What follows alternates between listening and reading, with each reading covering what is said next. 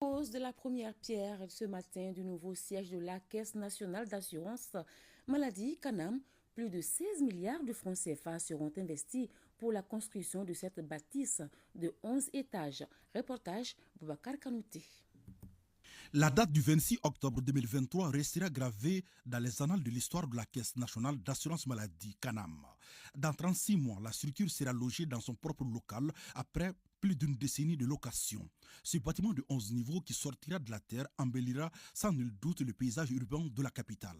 Cette réalisation permet de regrouper tous les services et directions de la Canam sur un seul site et de fédérer les énergies des travailleurs. Une manière pour la structure de jouer pleinement sa mission sociale.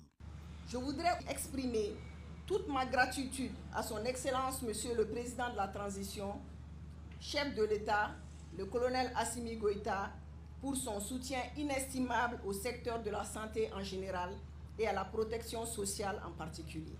Ce nouveau bâtiment témoigne de l'engagement de chacun et de chacune pour l'excellence de l'amélioration de la santé et du bien-être de nos populations. Il est l'émanation de notre volonté de fournir un environnement de travail moderne et fonctionnel aux employés.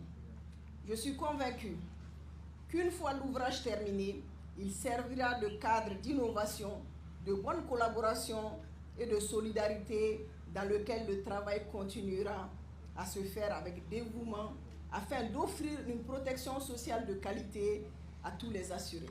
D'un coût de plus de 16 milliards de francs CFA sur fonds propres de la Canam.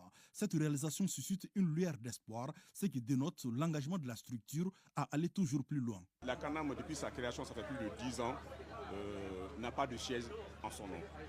Elle occupe plusieurs bâtiments sur différents sites, dont le coût grève considérablement le budget de la Canam. Ce jour 26 octobre du mois de la solidarité et de lutte contre l'exclusion et cadre bien avec les missions de la Canam, à savoir la prise en charge des assurés et de leurs ayants droit.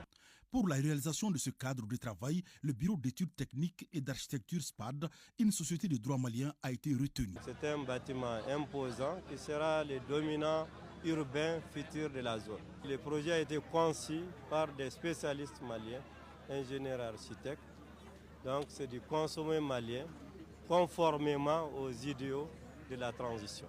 Dans la foulée de cette pose de la première pierre, le ministre de la Santé et du Développement social, le colonel Assaba Diallo Touré, a salué le travail remarquable abattu par les hommes et les femmes de la Canam pour le bien-être des usagers.